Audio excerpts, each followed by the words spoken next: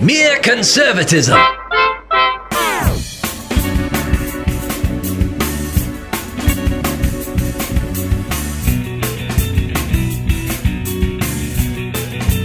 All right. Welcome. Another edition of Mere Conservatism. It's David Perry. I'm Cleve Walker. And again, thank you for joining us for Mere Conservatism. David, President Biden has already told me that I'm not black because I didn't support him. Obviously. Right? But did you know that you are a Neanderthal? Me? I say you are. Is it the sloped forehead? I do have a weird forehead. My head is oddly shaped. Well, I'll give you that. I'll say that because you think that what the state of Texas and the state of Mississippi did was a good thing in giving people the choice whether or not they want to wear masks by removing the state mandate. You thought that was good. So President Biden says that makes you a Neanderthal. Yeah, you might even say liberty. So easy a caveman can do it. Oh, I love that. But is that a meme? I haven't seen it. No, it's not. But I will say that liberty actually ain't easy.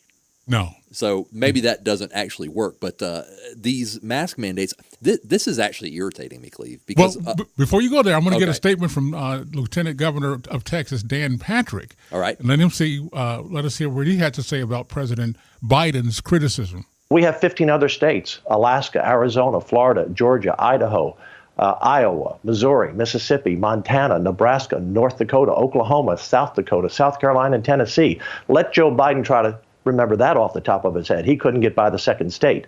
15 other states don't have a mask mandate. We just joined that group. Okay, in a formal sense. Yeah, Neanderthal thinking from bumbling Joe Biden. So this is what I was going to say on that. First of all, obviously it's insulting. It's stupid to say that it's Neanderthal thinking. The mask mandates haven't done anything. They've done nothing. I agree. And you can tell because you can compare states that have mask mandates and states that don't have mask mandates, and there's not that much of a difference. The virus is spreading where it's spreading, and the mask mandates apparently haven't done anything. So I'll say that first of all. Also, Texas. Everybody's acting like Texas is some bastion of liberty for getting rid of this mask mandate. Why did they have a mask mandate? No, Texas they're only 9 months late on this, by the way. So I'm glad they're finally doing it. But Texas, come on. The impact of their doing it is a little bit more, because they are such a huge state. They are such a significant political powerhouse in so many ways. So it's kind of significant when they do it. And they're late. That's all I got to say about that. I don't know. I give them credit. I think they sent out a statement that rang out so clear that it forced the White House to weigh in on it. So I'm proud of the Lone Star State. Yes, they have bastions of liberalism there that are wrecking it, but I'm still proud of them and the governor for taking this stance. By the way, did you know, Cleve, you can still wear a mask if you want to. And that's the thing. You just took the words out of my mouth. In other words, taking the mandate off isn't telling you don't have the choice of wearing a mask. A business, for example, can still say you can't come in without a mask. Yeah. Guess what? You can still wear a mask. Mm-hmm. You can still stay home. Mm-hmm. You can still order delivery to your house, groceries, and you can still do all that stuff. You are free to do that. But we don't all have to do that now. Thank you. That's important. This should have this should have happened in Texas a long time ago. Georgia's been open since this time last year, not this time last year, but since April last year, I believe. Yeah. Florida never shut down. Florida's been good. Florida is still, to me, the example that we need to be aspiring to. And the thing about this, what Texas has done and the other states that you're talking about is, I said the only way we're going to be able to battle this regime is going to be our state leaders are going to have to step up. And I'm seeing that happening. Our governors, our state's attorney generals, all of these folks are going to have to step up to the good fight because the federal government under Biden and company is coming for us. They're coming for our freedoms, David, and we need to stop pretending that that's not the case. And I think somebody on our side are still trying to say, well, maybe it's not going to be as bad as all that. Mm-hmm. No, it's going to be as bad. Yeah. So Neanderthal thinking, Cleve, I don't know, that's kind of insulting. It's offensive. And since I'm offended by it, Joe Biden has harmed me. Yeah. I just want to say it's harmful what he did. He has harmed me with his words. That is exactly what they say, what you're saying, by the way, when they describe themselves being emotionally distraught and triggered. And actually, I before this have believed that getting your feelings hurt isn't actually harm. Now, I'm not talking about bullying. No. Bullying somebody is harm. Sort of like Cuomo, right? It's mental. It actually is. You can mentally harm somebody over time bullying them. Yeah. I'm talking about being offended by words like name calling, like Neanderthal thinking, or maybe even cartoon characters in children's books. Being offended by something like that doesn't mean you've actually been harmed. Exactly. Well, I made a post on my personal Facebook page that got me in hot water over what you just said, because basically I posted, it's not the government's job to prevent your feelings from getting hurt. That's not why it's there. Again, we're not talking about physical harm. Yes, there are laws to help stop that and deal with that. We're just talking about emotionally being hurt by something that was said that was hurtful to you. That's not the government's job. Mm-hmm. I'll be quite honest with you. I don't think that's the church's job, but I don't want to go there because I also got into some hot water over there. But that's what we've made it. We've got to keep people's feelings from being hurt. So I don't care whether it's Dr. Seuss or anything else. If it hurts your feeling, it's got to go by law. Yeah, and if you're on the left, anything that's good, anything that's bad, in your opinion, has to be banned. And anything that's good has to be mandated. Right.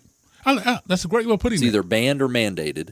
If you're on the left, that's the way you think. That's the way your brain works. This is not true. You don't have to ban things you don't like, okay? And again, I'm not talking about bullying somebody. I'm talking about an image or a word or something like that, that if you happen to see it or hear it, you get offended. Right. That is not harming you, and it's not up to society to protect you from getting your feelings hurt, because it doesn't actually hurt you. It's certainly not up to the government to do that too, and that's where I draw the line. I mean, what conservatives want to do, what you and I want to do, we want to win our arguments in the public square. We want everybody to air their opinion and be able to discuss and debate these things and see who can persuade the most people. They don't want to do that.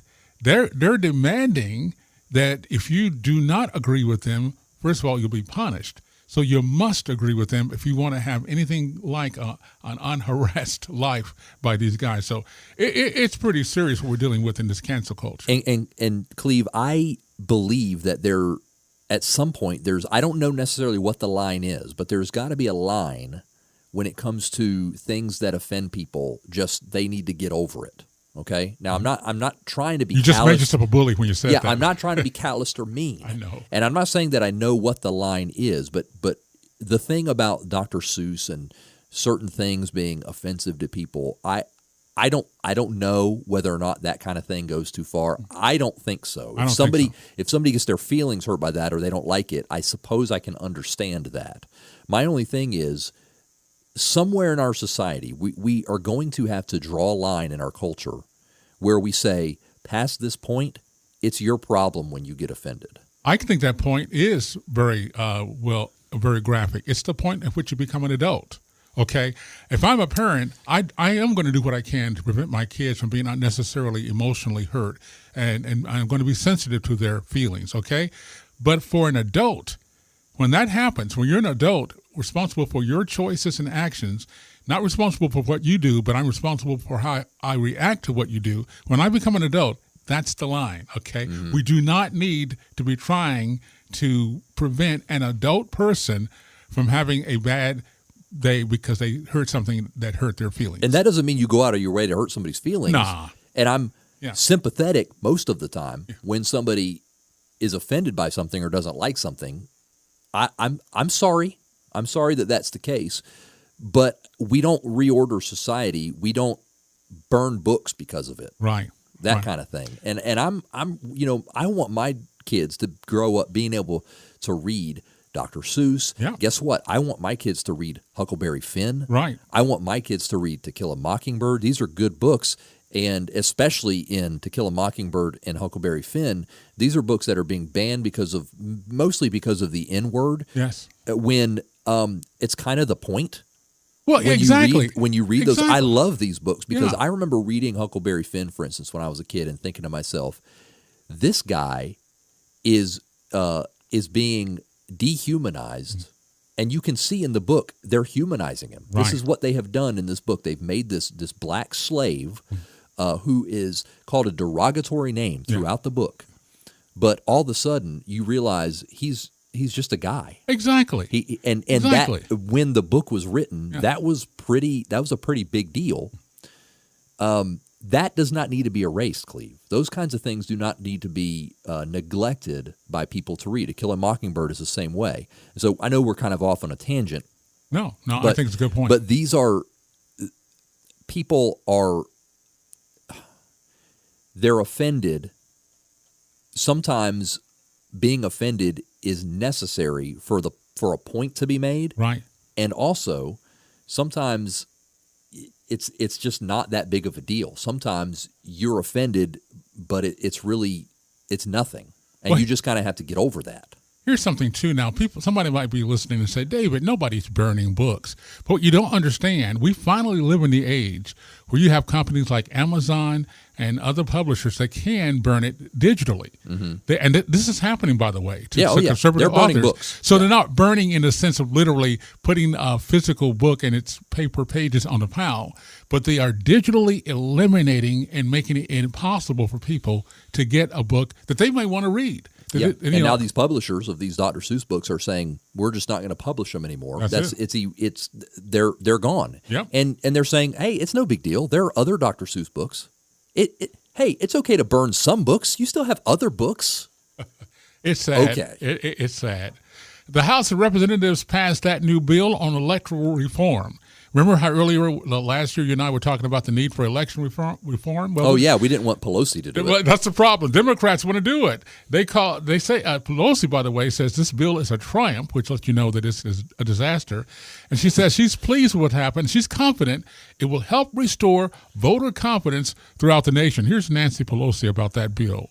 Well, the first 300 pages were written by John Lewis to remove voter suppression tactics from our political system.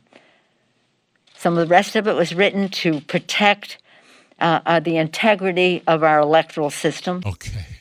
I'm sorry. 300 pages? Wow. And the fact it was written by John Lewis, who's, by the way, a saint now. Okay. So anything that he wrote or said, you can't even question. So he wrote part of this. So it's holy. I'm just serious. That's the way she's taking it. Mm-hmm. And I'll tell you what this thing does, by the way. It's trying to take the electoral policies and decisions out of the states and put it under the federal government. When that happens, even though you and I have talked about the need for more uniformity, particularly with general November elections, we do not need to give these people the power to do that. I'm thinking, I haven't heard a lot about this bill, but I'm thinking that it's unconstitutional. To take elections out of the states, the Constitution. That's what they said. Designates. But when we try to talk about the abuse, that it's not constitutional for you to do this. So they'll find a way, though. That's part of it. Unfortunately, I'm not too confident in the Supreme Court to get things right. Despite Donald Trump choosing 3 Supreme Court justices, they don't inspire me with confidence that they'll even hear cases that they should be hearing, not to mention rule on them correctly. But I still am happy because were it not for Ginsburg being dispatched when she was and getting Amy in there, it would be a foregone conclusion. So there is some hope that if this reaches the level, as it will be, because I know it's going to be challenged, if the Senate passes, and I'm hoping the Senate won't pass there. We just have to wait and see, because this is a 60-vote thing that they have there. And let's not forget, too, that when the Democrats say voter suppression, what they mean is things like showing an ID when you vote, confirming somebody's identity before you let them vote. That's not how you inspire confidence in elections. You don't do it by making it easier for people to fraudulently vote, which is what eliminating voter ID does. Yeah, but they of course say it doesn't. It just means that people who are normally marginalized will be able to vote without having to worry about producing an ID. Yeah, and it's funny that they say that, black turnout in elections the past several years has been massive. It's been huge. Mm-hmm. These are people that are supposedly being suppressed, because that's what they're talking about when they talk about suppressing the vote. They're talking mostly about Black Americans being victims of voter suppression. They say that because there is a history of that in the country. But here lately, there's record African American turnout in elections. So what voter suppression are you talking about? Well, the thing about it is, if they have their way, it will allow almost anybody, whether they're a citizen or not, will be able to possibly get enough of documentation to vote, and that's why they got the border open. Okay, and they see any barrier whatsoever to voting as voter suppression. When if you want things like voter ID, or you want to pay attention to the voter rolls and purge them at times, the reason you do that is for integrity of the electorate. Right. You don't do it because you don't want people to vote. You do it because you want every vote to count. So we know what the Democrats want. They want to lock in their majority now, because actually I feel that if they don't do something, they're going to lose the House. So this is an effort to try to circumvent that possibility by placing policies that will allow more chicanery. I'm not really sure, Cleve, that they have a prayer of not losing the House. Well, they do if they can get this maybe kind of a prayer. Maybe they have a prayer. If they can get this kind of bill passed that will allow them again to do these massive mail-in balloting. So my point is, if they can do that, yes, they have a chance of keeping the House, because who knows what's going to go on with all that mess. So again, the Democrats are up to their old tricks, and they can't win fair and square. They can't. But so we got to stop them. So is this going to pass the Senate? I don't think so, but you just never can tell. Same way with the Equality Act? Right. You just never can tell. Speaking of schools and the Equality Act, a Virginia high school student said she was criticized in a school-wide email after she picked conservative commentator Candace Owens as her choice for, quote, Black trailblazer during a school project. Her name was Julia Saville, and she was on Fox News' Tucker. I saw this program, by the way, and she discussed why she chose Owens for the assignment, and, of course, it got her into a real pickle. But here's what she had to say about why she chose Candace. I picked Candace Owens to present for a Black trailblazer that I admired, and I stated why I admired her, and I admired her hard work within the Black community. And I received an email that morning of my presentation that it was disrespectful of me to highlight her as a Black trailblazer, and she stated how she believed Candace was racist. Okay, so Candace Owens is a racist. Therefore, she's not the kind of Black that can be honored doing any kind of like Black history thing or any project this. They really should have given out a list of approved Black people that you could highlight. I'm serious. Because it certainly would not have included Judge Clarence Thomas, for example. Mm-hmm. He would have gotten the same reaction as Candace Owens got as being a selection by this way. This is a young white student, and this is her project for what they were asking for. But because Candace doesn't... She's not the right kind of Black person, Cleve. And this is my point. Now you're getting my point. Let's understand something about the progressives and liberals who say they are for everybody, okay? They're for women only if the women subscribe to their narrative. That's when they're for women. Yep. They are for children even, only if children are not babies, apparently, okay? Then, as a child, it can be marginalized and killed. They're for minorities as long as minorities stay on the plantation, which is, by the way, why they said Candace Owens is a racist, because she uses that term quite often. So in other words, they like, it's not that they care about and want to lift up minorities. It's that they care about and want to lift up leftists. Thank you. It's all about the leftists. That's the point. It's not about diversity. It's really not even about diversity of skin color and stuff like that. It's more about the monopoly of ideal. It's about diversity idealism. Of skin color only as how it appears, not in any substance. In other words, it looks good. They want a photo op, but it's not about actually having. That's not actually what they want. Right. Well, actually, what they want is everybody to be in lockstep. It's very offensive. Yeah. It ought to be. I have a friend that I went to high school with, and now I'm friends with on Facebook. And this friend is a lefty. He's a leftist, and he believes a certain way. He's a Black guy. And I think that he thinks he believes the things he believes because he's black. And he really believes the stuff he believes because he's a leftist. It's not because of the color of his skin. It's not because of his experience as a black person. And the reason I say that is because there are lots and lots and lots of white people that agree with him. They're leftists.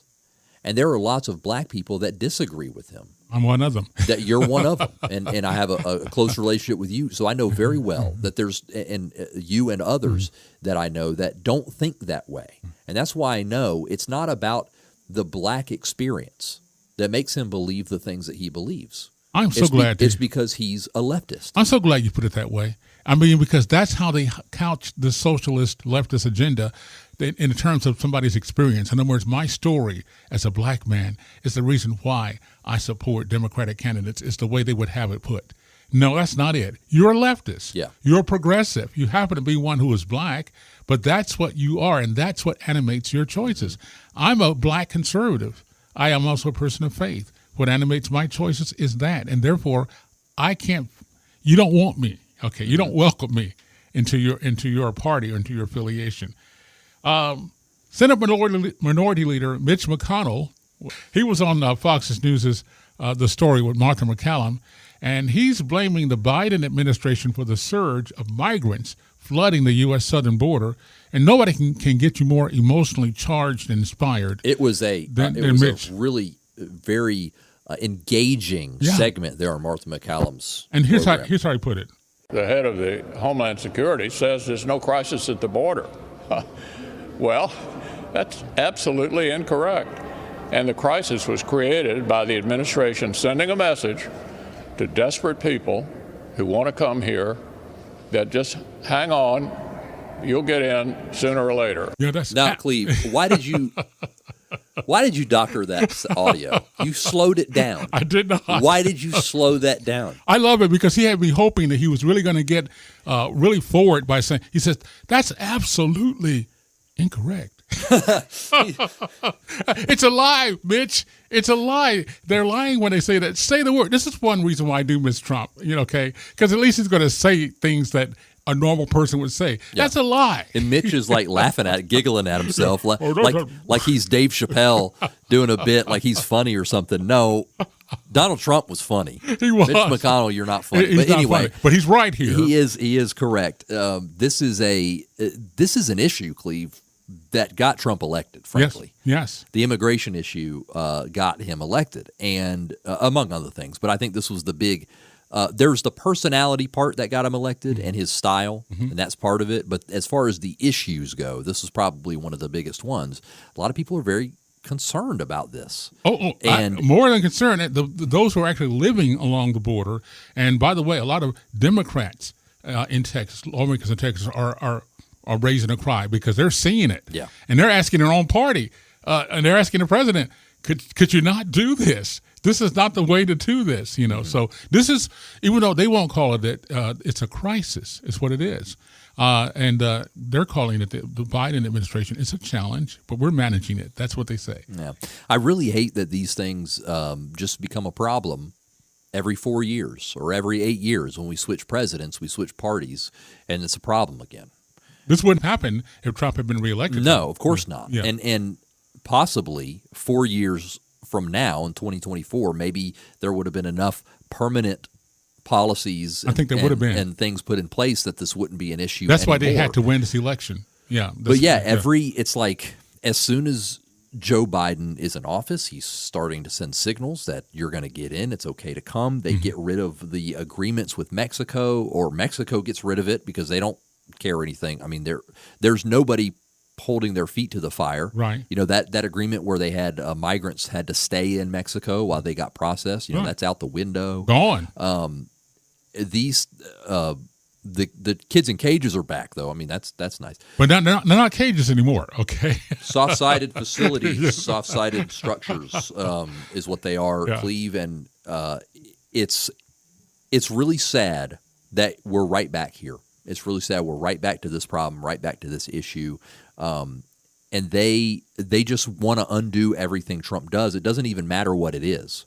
Because he did it. But this right here is so important. As a matter of fact, it's one of the things where I think where we could, and some have already said this to Biden, they said, you're talking down to Texas about COVID-19 and exposure and them doing away with the mask mandates. They've already found immigrant children coming in who are tested positive for COVID-19.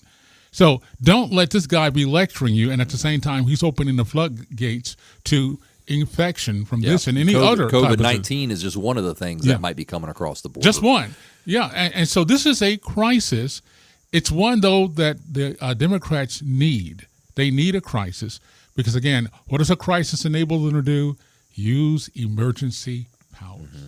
The government has to swoop in and do what they have to do to save the day. Yeah, I thought right away about Ellis Island, which is an icon of immigration in our country, and often referenced by the left when it comes to the culture of immigration that we have in our country. See, they flooded in through Ellis Island, but they don't always talk about that Ellis Island was they put people on an island because they were isolating them. Right.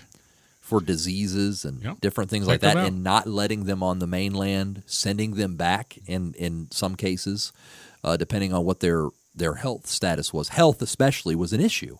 They didn't want people bringing in typhoid fever or whatever was spreading those days, tuberculosis. So that's something that has always happened in our immigration system, and unfortunately what they're doing now is they're just letting people go and saying, come back for your hearing in a couple of years, but in the meantime, you live in our country. And even worse, they are increasing the profits of child traffickers. That's what's happening here too. That's a side effect of the whole awful. thing. Yeah, it's awful. And this is an awful regime. They are evil. And again, we must do what we can as patriots within the law to do what we can to stop them. And that's what this is about. Dave, that's going to have to wrap it up here. They can hear this program again, though. YouTube, Facebook video. You can also hear it on Apple Podcasts. Okay, and so to all of our fellow Neanderthals, thank you so much for listening. Ooga, ooga. Ooga, ooga. This is Cleve Walker and David Perry for Mere Conservatism. Bye-bye.